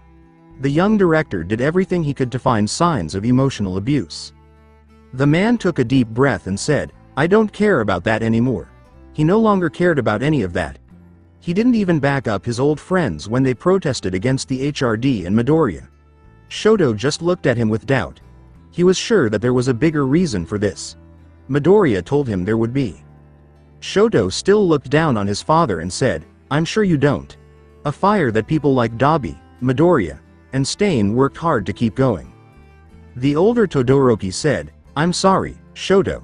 He sounded worse off than before. The younger boy yelled, stop saying that. The two of them asked, is there a problem here? They turned around and saw a tall, black man in a uniform wearing a scary dragon helmet that covered his face and voice. The former hero asked, and just who are you? Special Agent Dragon from the HRD, the new person said with a happy tone. I know who you are, Enji Todoroki. That jerk Midoriya, Enji growled at the name. You work for him. Even though he knew he had been a bad father and husband, that didn't make him feel better about his anger toward the HRD director. Dabi corrected, no, I work for that genius Midoriya. He did this with a smile hidden under his helmet. He wanted to burn the man alive so badly right now, but he didn't. Midoriya told him to stay away from Endeavor. Dragon, why are you here? Asked Shoto. There's no need for you to get involved. Dabi told him, come on, Shoto. He used his real name instead of the codename he was supposed to use. You know, our great director told me to look out for your health, he said almost jokingly. That's not how a special agent should talk. More like an older brother who is having fun. Seeing you being harassed by this sad, pathetic excuse for a man, father and ex-hero, well, I had to step in. He glared at the agent and said, I wasn't bothering him. Is there a problem with me speaking to my son? Dabi was getting more and more excited. Last I checked, he wasn't your son anymore. He didn't think that making fun of Endeavor in front of him would get him so excited. It was strange to feel both amused and angry at the same time. That feeling of having his blood boil made him want to laugh so hard he could fall over. Shoto got up from his seat and said, it's okay. I was going to leave anyway, he said. He didn't say anything else to them and turned away, not even looking at his dad. Dabi turned back to Enji when he was no longer in hearing range. He said to the man who no longer had any quirks, it's a shame Tuya isn't alive to see you fall so low. The man flinched. I'm sure he would have loved this. Enji yelled at him, you don't know anything. The sound of Dabi's laugh was scary because it was distorted by his helmet. The agent laughed as he walked away and said, have a nice life, Enji Todoroki. Izuku was right. This is a better way to get back at them. He could let him live and watch him wriggle instead of killing him. As if it were too funny to make an ant dance instead of setting it on fire with a magnifying glass. The HRD city office. Izuku smiled as he looked at his list of possible new heroes. People on the list were split into two groups. Those with quirks and those without. He wanted all of his lists to be treated equally, even though they were separated. The same chances to get better and grow. There was one name that was sent in just this morning that got his attention more than the others. It looks like a seed he planted was beginning to grow. He invited this person to come over as soon as it was convenient for them in an email. After finishing, he got up and left his office. As soon as he walked in the door, his secretary surrounded him. As they walked to the elevator, he said, the Prime Minister wants to know if you'll be at the Expo on I Island. The secretaries shared information and worked together to get their work done quickly. They took turns working shifts every week. Izuku was sorry, but he didn't know their names. He only talked about them as a group. As Izuku walked through the building, he told someone, tell his office that he'll get an answer this evening and that I'd really like to go. Every day, he had to make a lot of tough choices like this one. One of his goals for the HRD was to make it so that it could take care of itself one day without his help. All for One got it wrong. It's pointless to try to control everything in the world. The world should be able to run itself. Just a quick note. What if the rise of quirks hadn't slowed down technology and research into AI? Izuku thought that Nemesis's digital brain might be able to run the whole department by itself. For those who want to know more. But all of that was just an idea. Nemesis was strong and smart, but he had the mind of a loyal dog, which was a shame.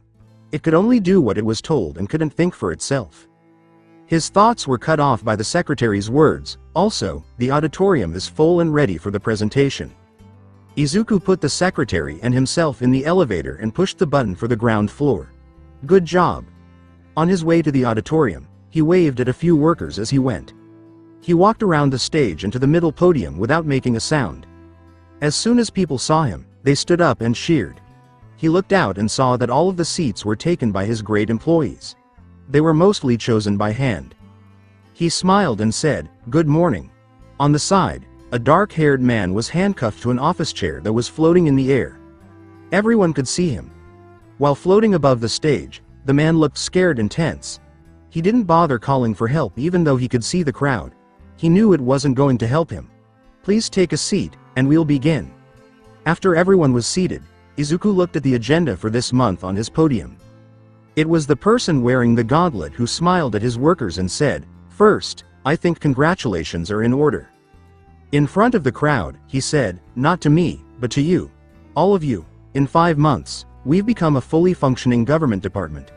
A few adjustments, some hiccups along the way, but here we are." Izuku praised them all. It started out quiet, but soon the whole auditorium was buzzing with excitement. Please give yourselves a round of applause. You all made this possible. I'm just the guy with the Infinity Gauntlet. It's the people that make this all work. When the cheers stopped, Izuku said, "Now our next item for the month." Once again, our wonderful Prime Minister turned down my plan to tear down the former hero known as All Might's Hero Agency building. Might Tower. He smiled even bigger when he heard the crowd boo and jeer at the mention of the building that used to stand for peace. It was suggested by HRD that the empty building could be used in a different way, like as an extra office for my department. The workers seemed interested in this idea. It was said, "We will be putting together a team to work on a petition for the project this week." The man who was tied up above the stage was never looked at or acknowledged during the whole speech, until he had finished everything on his list. The chair with the handcuffed man in it was lowered to the stage and set down in the middle of it. For those of you who were wondering, we are joined this morning by one Kumo Yurigiramono, former member of our little IT team. Izuku told Yurigiramono, "This is a plant from the Hero Public Safety Commission. They were sent to spy on me in my department." He said this with a smirk on his face.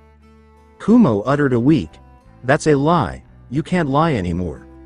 My top-notch security team knows everything about you," Izuku said as he got up from his podium and walked over to the bound man. "Even the fact that you're not actually quirkless, are you Mr. Yurigiramono?" The spy turned pale when he heard that. Many staff members in the audience who didn't have any quirks looked at the man with disdain. "This file says that your real quirk lets you telepathically communicate with computers. That's how you were able to fool everyone into thinking you were good at your job. What an interesting quirk." Izuku laughed. "I could see why the commission would send someone like this. You must have fed them information through the computers with your quirk. Right." Kumo turned away and spat, "I'm not saying anything." Izuku smiled at him and said, "Oh, you don't have to. The commission will deny everything. I'm sure they told you when they gave you this mission that if you were caught, you will not be claimed." He then waved someone from behind the scenes to come out into the open. A young man about the same age as Izuku walked out. He had short brown hair and was dressed in training clothes. "Please introduce yourself." He told everyone, "My name is Neji Ichiban." Izuku said in a calm, gentle voice, "Tell them what you are." Neji said with anger, "I don't have any quirks." Izuku spoke next and told the crowd, "We met through the training program. In addition to being quite athletic, Neji here is also very intelligent. I saw your grades. You should be proud of your merit." Neji sighed and looked down. "That's right. Unfortunately, because he doesn't have any quirks, his peers still look down on him," Izuku said with disgust. "Despite everything I've done, Neji is still not given the same opportunities as those with quirks. I don't think I need to show them your rejection letters from multiple hero academies." He then smiled. He stepped up to Kumo and glared at the teen as he held out his gauntlet. "Well, that's about to change. I think Mr. Yurigiramono's quirk would be better suited for someone like you."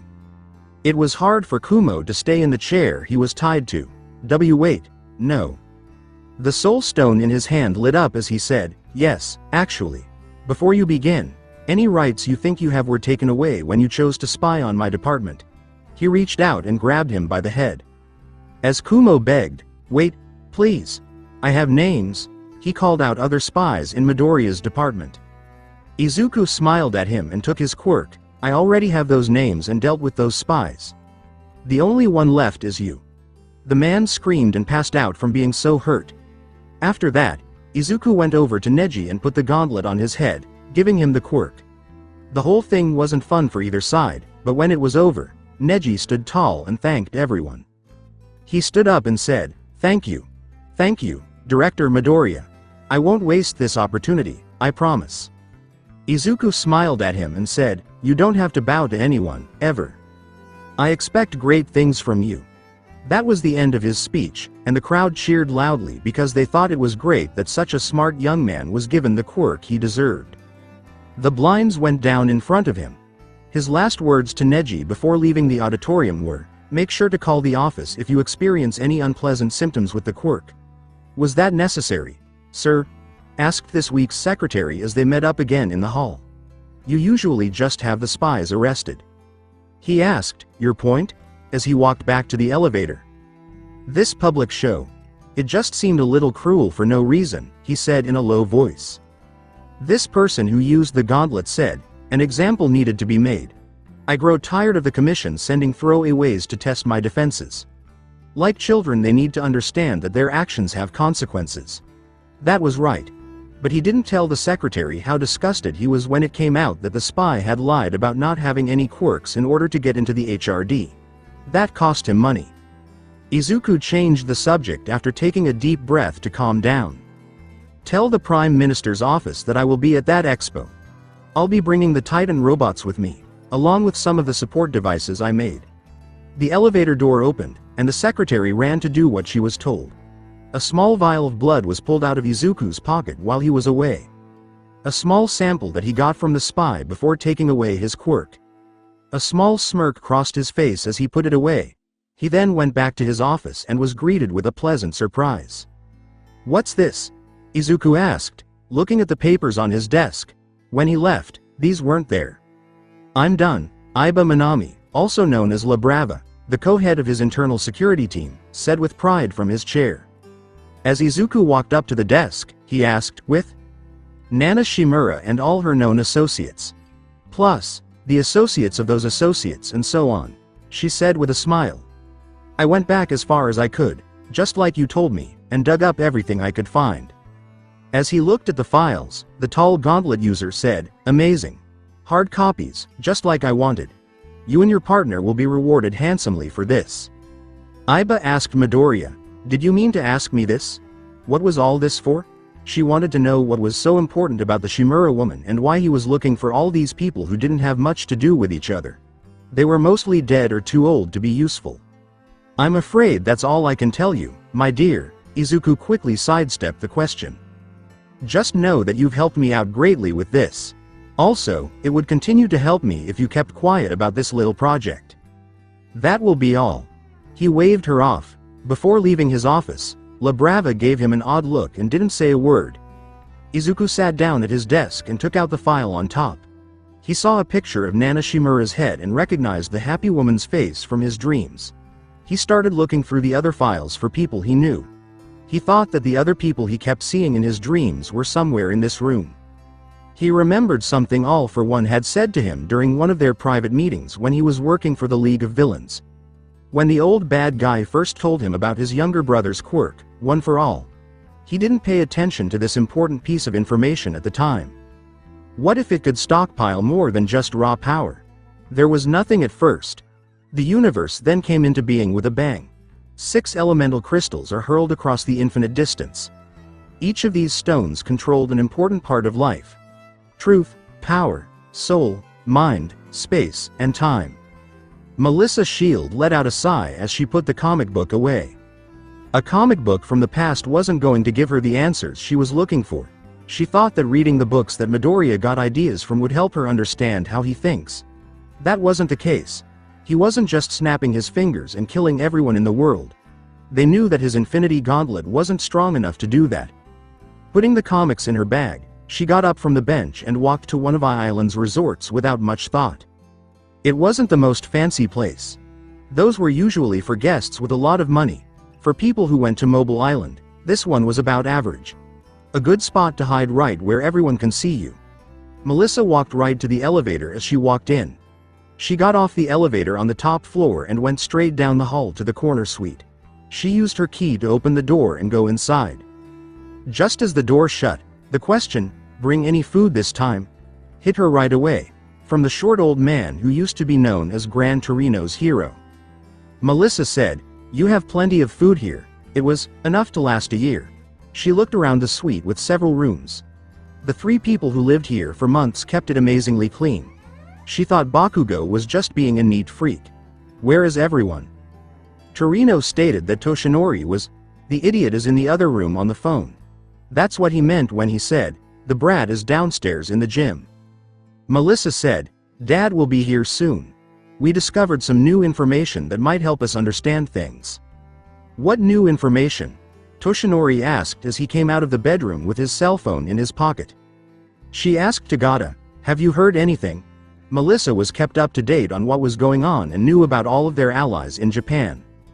The skinny man said, "Not much. I think he calls sometimes just to talk.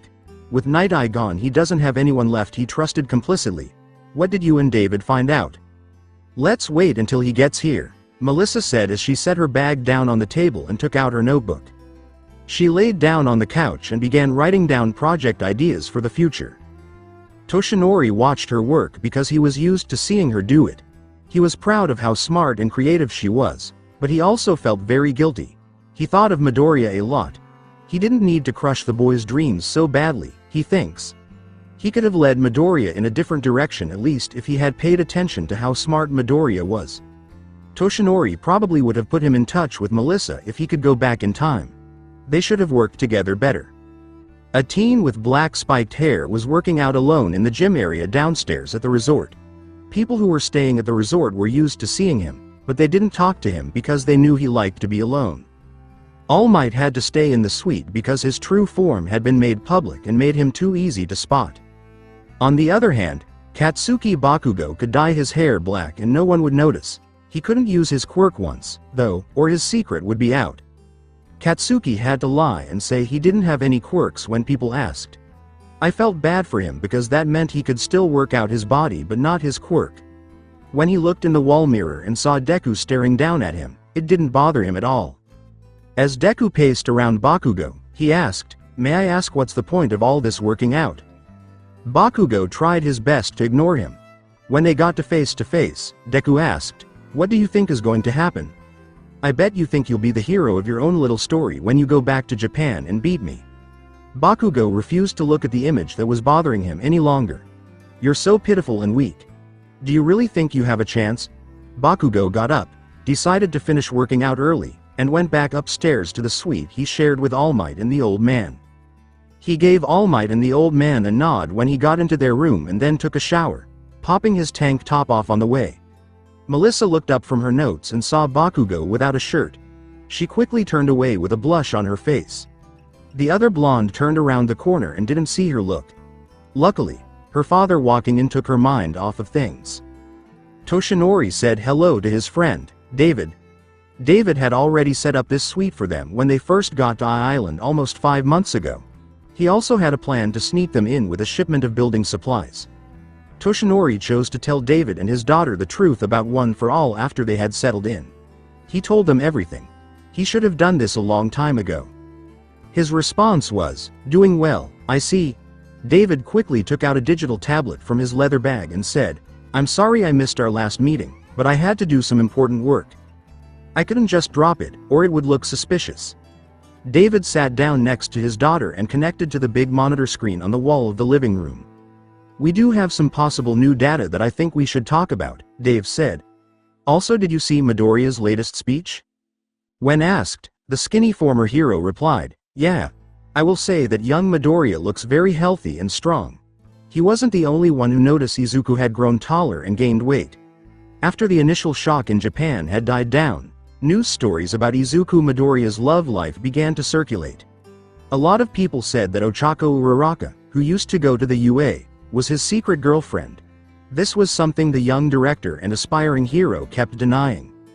"Is that supposed to be a compliment?" Bakugo asked as he walked back in with his clothes on and his shower over. Toshinori tried to escape by saying, Just stating a fact. It's good to see that he trains regularly and isn't letting the power destroy him, Gran Torino said with a sneer. It looks like he still didn't fully understand that Midoriya was his worst enemy. The fiery blonde didn't answer, but instead sat down next to All Might on the couch. Old Man groused at the younger people sitting around him. Please tell us you have something new for us. She threw the comic book on the coffee table and said, well, we already know where he got the idea for his gauntlet. Bakugo muttered to himself, damn nerd. Deku reads comic books, of course. Toshinori let out a tired sigh and said, yes, we already know this much. They had talked about this subject over and over again for months. They should have something more solid now, we hope. We just don't know how he made it all work. David put a picture of a man on the screen and said, this is Dr. Klaus Honshu. He started something years ago called Project Prometheus. Lisa added, the titan who gave the fire of the gods to the mortals. This gave the project's name some meaning. The goal was to grant artificial quirks to quirkless people, so they could fit in with the new human society. David went on. Toshinori asked himself, why would he want to do that? I asked, what was his end goal? He hoped it wasn't something bad. His son was born without any quirks and eventually killed himself because he was picked on and bullied by his peers. Bakugo gasped and opened his eyes wide in shock. Dr. Honshu started the project as a way to honor his son and help other quirkless people out there. Gran Torino thought, I get the feeling it didn't go well, never having heard of this science test. In the end, the project was seen as a complete failure, David said to sum up. The liquid injections only worked for a few seconds then dissipated. We think that Midoriya figured out a way around this by converting the serum into a solid form and using the gauntlet to bypass the temporary quirk infusion. Melissa couldn't help but praise Midoriya's creativity. It's really great. If Dr. Honshu was still alive, he'd probably be kicking himself for not thinking of it. Izuku Midoriya could have easily gotten his hands on the data since it was made public after the project ended, her father said while rubbing his angry forehead. The original, very complicated formula for Prometheus was shown on the screen. The two older heroes and the former student had no idea what it meant at all. The next picture showed Izuku's left hand with the Infinity Gauntlet that he always wore. What I don't get is how he got from this to this. Melissa was also annoyed that she couldn't figure this out either. He must have started with Prometheus. That's the only research that comes close to what he's done here. He coughed into his hand and said, young Midoriya is brilliant. The picture on the screen grew bigger and showed Midoriya's whole body. All for One called him a genius unburdened by the ego and arrogance that a quirk would give him. I hate to say it, but I agree. The skinny man glared at Gran Torino and said, the boy's a parasite. A bottom feeder who rides on the hard work and talent of others, standing on the shoulders of giants and taking their power and strength for himself. He's no better than All for One. He's just another bad guy we need to beat. Toshinori finally had enough and went into the other room to get a box that Mirio and Nezu had just sneaked to him from his office. The ex-hero pointed at the screen and said, that's not Midoriya.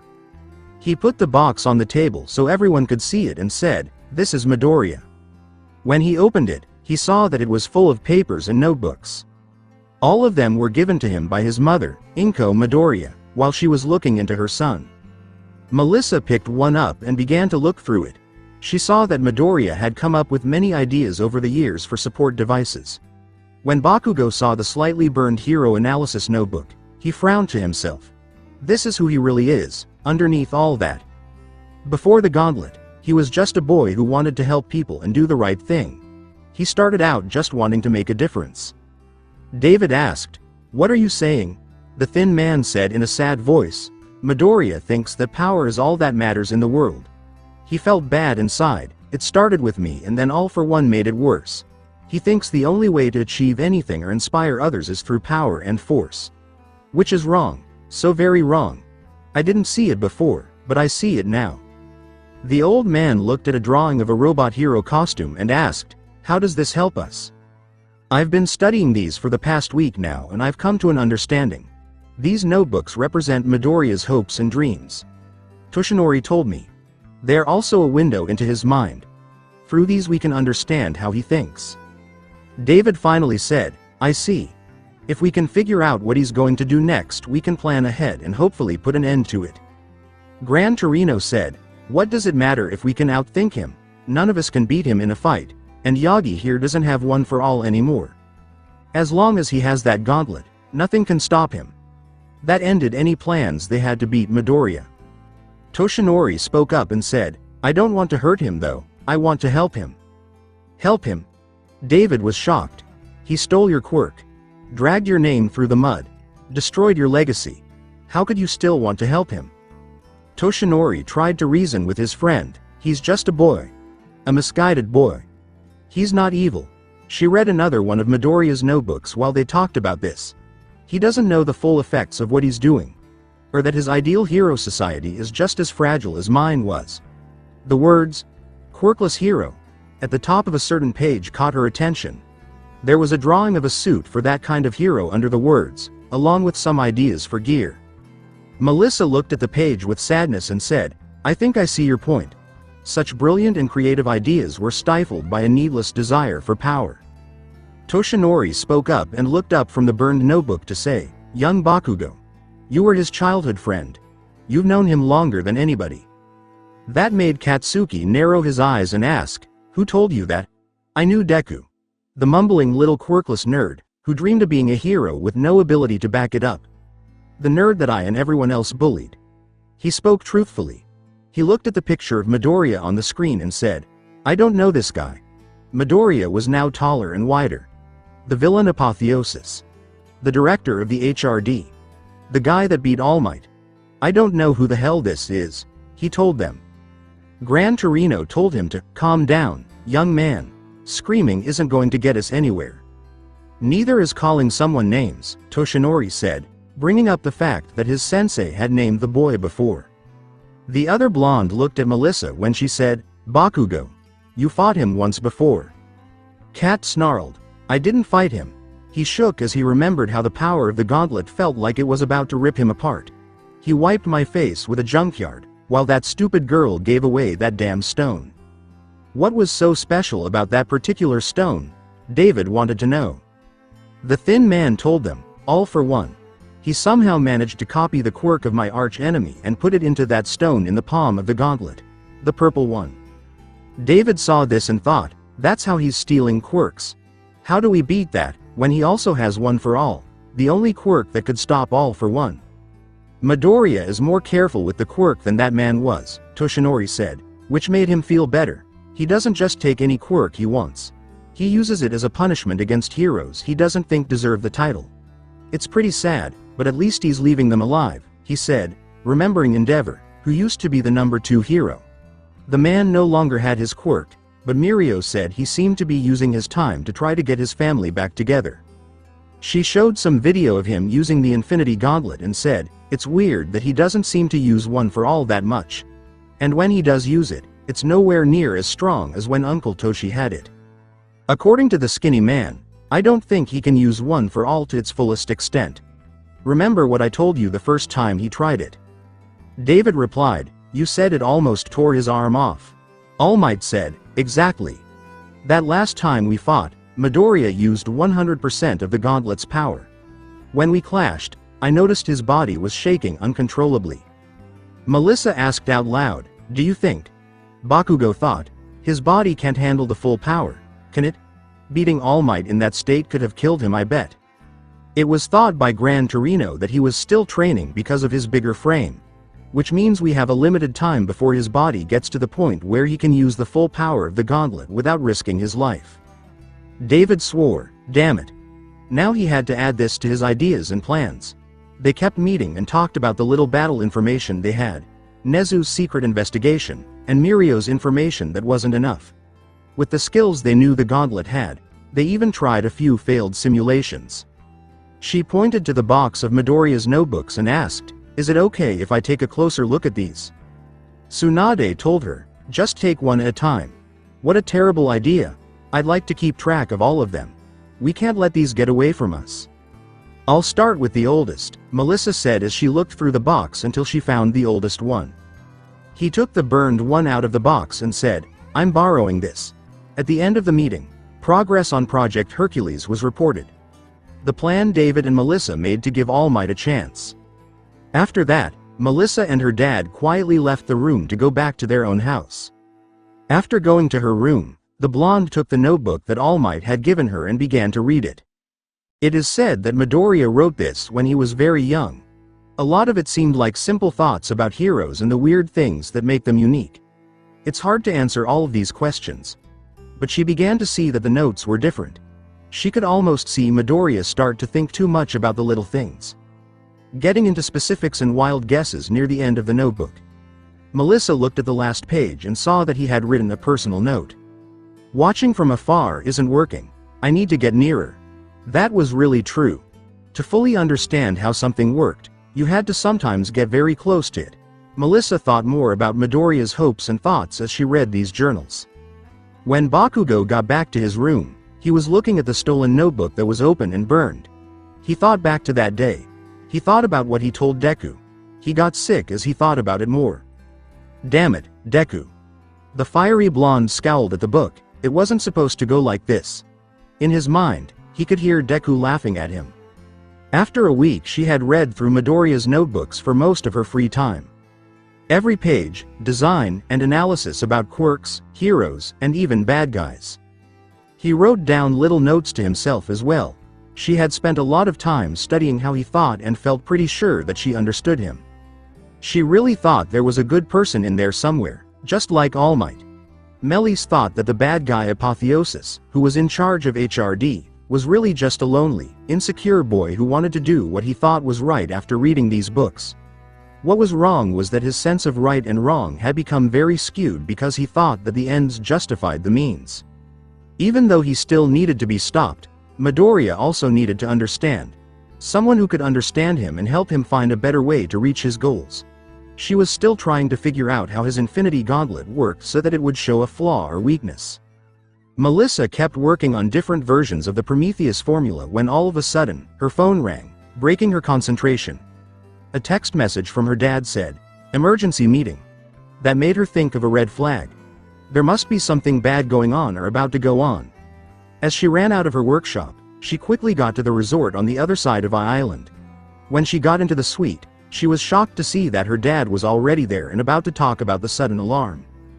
David began by saying something scary. "We have a problem. Midoriya is coming here to Island." Toshinori suddenly coughed up blood and said, "What?" David said, "He's going to the Expo." That made things more tense instead of less tense. Badu had to hold back his anger and ask, "Why didn't you just start with that?" He got scared too when he heard that. He could hear Deku's smirk inside his head, which meant, "Miss me." He's coming and he's bringing display models of his Titan robots along with a few other innovations. David wrapped up. That's what the big wigs of Island said. It was fake for the skinny ex-hero to sigh and start to relax, but he said, "Well, that's a relief." "A relief," Torino said. "Midoriya is going to be a stone's throw from us in 3 days." Melissa replied, "Yes, but he doesn't know you three are here. As far as we know, he has no reason to suspect that you are here. This Expo attendance seems like an unfortunate coincidence." David thought about this for a while and said, "We can never be sure with Midoriya. He's outwitted professional heroes and their allies before. Hell, he forced the entire Japanese government to bend its knee." She asked, "Is he bringing any of his agents with him?" They were told that Midoriya's special masked agents were really the bad guys Stain, Dabi, and Toga. "No," David replied, "from what I could tell. No agents, no drones, and he isn't even bringing an assistant. It's just him." Toshinori said with a hint of worry, "And that's enough. Little brat. Treating a trip to the world's biggest tech expo like some sort of vacation," the old man complained. Melanie spoke up and said, "We need to see this in a better light. All eyes are going to be on him during the event. Even if he had ulterior motives for coming here, which I'm almost positive he doesn't, he won't be able to do anything with so many people watching. That's the curse of being so famous." David would also set up some hidden security that would alert him if the boy came close to the resort. "Better be safe, though. You three will have to stay in this suite the whole time Midoriya is here." The group decided to make a few more plans for the expo. One of these was to have Project Hercules ready in case things went wrong. Bakugo quietly walked out onto the balcony, making sure that the curtain blocked out the people who were there, Melissa went after him after a short time, leaving the adults to talk and make plans. She told him while sitting next to him, "You've been awfully quiet about this news." Bakugo looked at Island and asked, "What was I supposed to do?" He held up his hand and made a few small sparks that went off like firecrackers. "Scream? Yell? Blow up the room with my quirk?" The blonde girl asked, "Are you worried?" Bakugo said, "I'm not scared of Deku." Melissa wisely said, "That's not what I asked." She looked at him for a moment and then changed the subject. "You knew him when you were kids. Tell me, what was he like back then?" He said, "I already told you guys. I knew Deku. I don't know who this other guy is." In a serious tone, Melissa said, "They're the same person, and I want to know what he was like when you were around him back then." Bakugo grew angry and said, "You read his creepy notebooks." She sighed and sat down in one of the chairs that were free. "That's all you need to know." What she really meant was that she wanted to get to know Midoriya better. "By the way, those notebooks talk about you a lot," she said out of the blue. The teen finally turned to look at her after being mad. She smiled and said, "For many of them, it's very good." Gains a bit of anger toward the last one. "After being around you for a few months, it's not hard to see why he kicked the crap out of you." She tried to get him to talk, but he stayed calm and serious. Katsuki had read the notebook that he blew up and said, "I can imagine. That one didn't even talk about him. That told us a lot about how Deku felt about him before he turned bad. You guys keep asking me what I know about Deku. I'm telling you in all honesty, I don't think I ever really knew Deku to begin with. At least I don't think I ever understood him." "What do you mean?" asked the blonde co-founder. He sighed and looked down. "I never noticed how smart he was. I didn't care or notice back then. When we were kids, I won a raffle for a special, rare All Might figure. It was a 12-inch gold figure that said his famous catchphrases to honor the anniversary of his debut." Melissa didn't say anything, which gave him time to talk and remember. "Me being the stupid brat I was, couldn't stop showing it off to everyone. While playing, we dropped it down the steps of the school and broke it."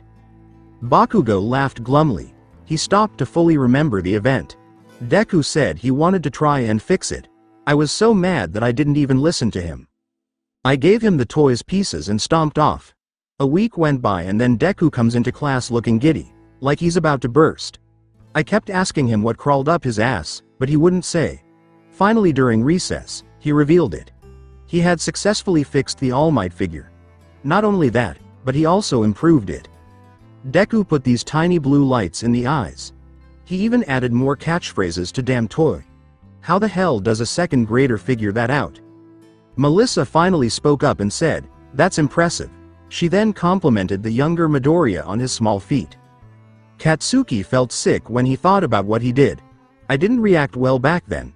It was my quirk, so I blew up the toy while it was in Deku's hands and then stomped off like a brat." He didn't see Deku's face, but he remembered hearing him quietly crying over his classmates' mean laughter. Melissa asked him in a low voice, "Why did you do that? It seemed like a really mean thing to do to a childhood friend." "Maybe I was jealous of how Deku was able to do something I couldn't when he didn't have a quirk." Katsuki gave up. He clenched his fists tightly and growled, "Or maybe I'm just an asshole and I've always been an asshole." Melissa told him straight out, "I don't think you're a jerk. However, you were a huge asshole. To him especially. You should apologize if you ever see Midoriya again." Bakugo had a hard time accepting that statement. "I think we're past that point." After that, he turned his head to look at her. "You wanted to know what he was like back then." Deku was a gibbering nerd that liked to figure things out. He was an endlessly pouring mind that had no quirk or ability to make his dreams into reality. He grinned when he said that. She didn't know who he was mad at. Melissa watched him leave the balcony and go back into the suite, where the adults were still making plans and coming up with ideas. That will do a lot of good. She looked at Izuku's notebook and thought, "We'll never get anywhere like this." He was right that the best way to reach your goals wasn't to stand back and watch from afar. Something had to be done. Maybe something risky or drastic needs to be done. To really understand Midoriya, someone had to get close to him and get to know him. She was making plans in her head. She knew that her father and Uncle Toshi would not agree with this plan, so she had to keep it to herself.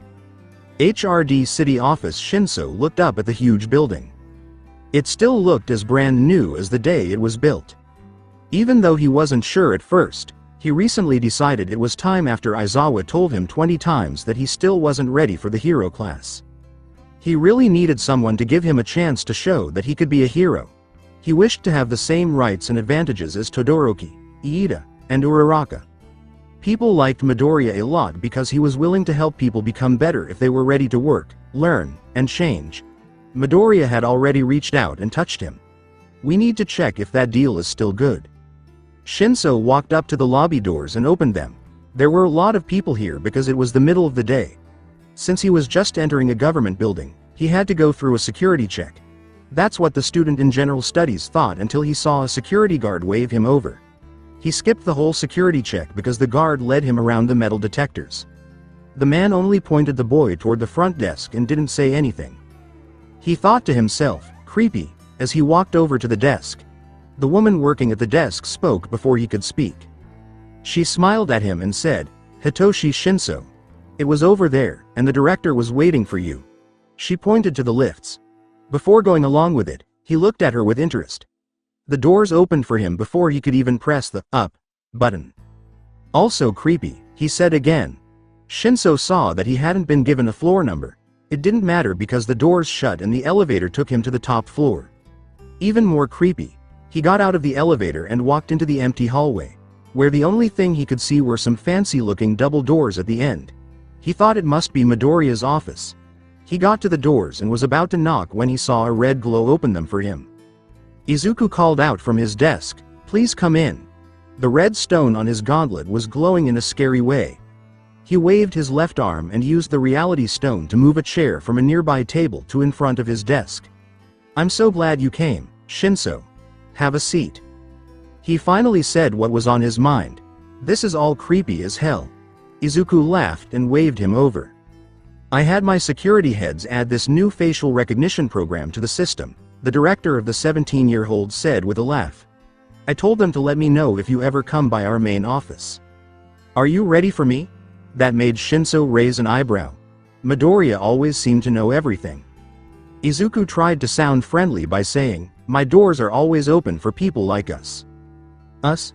But let's not waste any more time," Emerald Eyes said as he watched the other boy sit down across from him. "The small, the weak, the talentless, and the ignored. That's likely something that Yue and Aizawa have already done. That's why you're here, right? As usual, very wise. Were you really going to help me become a hero?" Not one to avoid a question, Shinso asked. The tall, green-haired teen just laughed. As Izuku said, "Let me show you something." He pressed a key on his keyboard, and a holographic, partially see-through 3D image appeared on top of his desk. "That's me?" Shinso asked as he looked at the holographic image of himself dressed like a pro and wearing some fancy support gear. "I've been working on this in my spare time ever since we met at the cultural festival," he said. "Do you like it?" Izuku asked with a smile. "That's the kind of hero I thought you could be." "I do." Shinso smiled for the first time since he got to the HRD. He wasn't sure he was making the right choice when he got there, but now he was sure.